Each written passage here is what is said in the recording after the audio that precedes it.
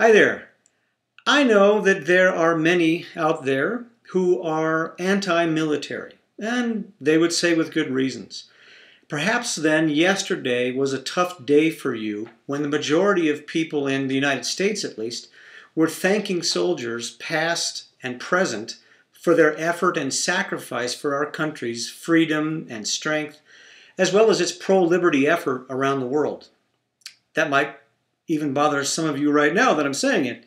The thing is, all of us are put into a difficult situation when we're compelled to thank or condemn an entity in which people are actively giving themselves. Frankly, for example, I'm not thankful for a whole bunch of liberal organizations and what they've done and are doing in this country.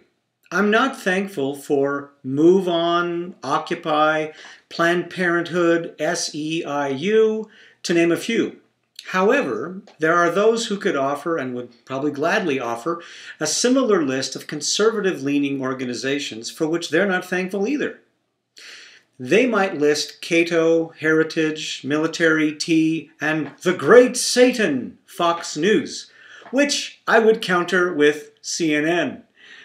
The problem we're having is that we've been induced to bypass or forego the people of those organizations and instead to have a relationship with a media representation, a facsimile, a fake. And that is easy to support or to get mad at, depending upon our beliefs and desires. Now, that's not always wrong, but it is always wrong to stuff all of the people of those organizations into a facsimile because we remove them from our heart, which is where Jesus lives and does his best work today.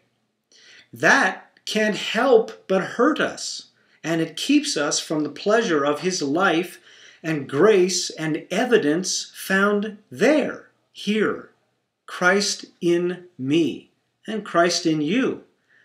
Frankly, I sometimes feel more like Satan than Jesus when it comes to people I don't like or agree with, and I don't even know them. And that's a point. Let me put it this way.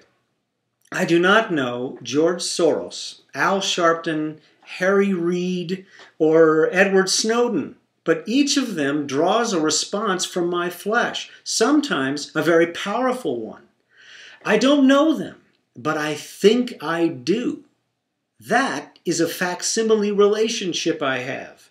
And I have way too many facsimile relationships that are sometimes more powerful than the ones right in front of me, or than the ones I have in my home. And I want those.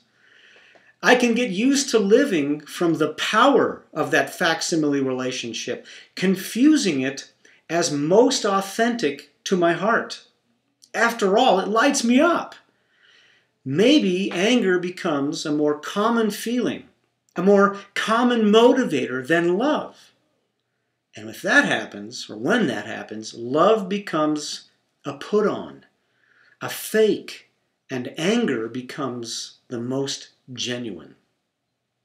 That's the proof that I'm living more from facsimile relationships than I am from the real deal. To see if you've fallen to facsimile relationships and the power found in the fake, let me ask you, do you know Rush Limbaugh? Do you know Dick Cheney, George Bush, or one of the Koch brothers? Or how about a soldier?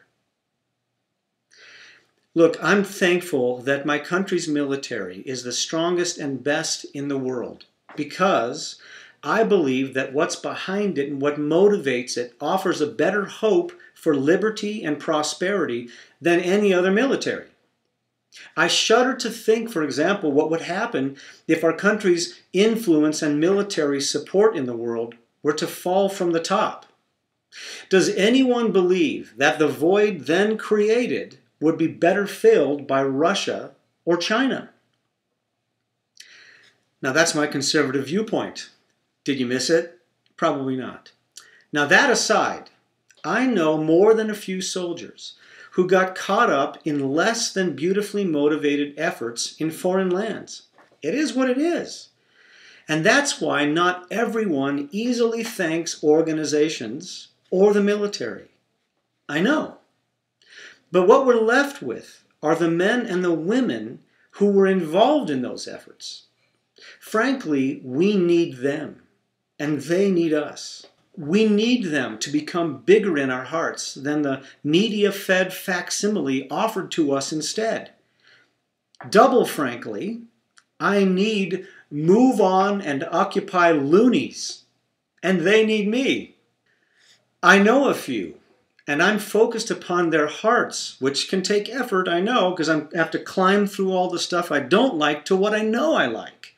So I'm focused on their hearts because that's where authenticity is. That's where reality is for me and for them. That's where Christ is looking, and that's what's normal and healthy for me too. It's genuine. It's my view too, and that's how life works for us. And it's how we avoid the fake out of facsimile love and hate. See you later.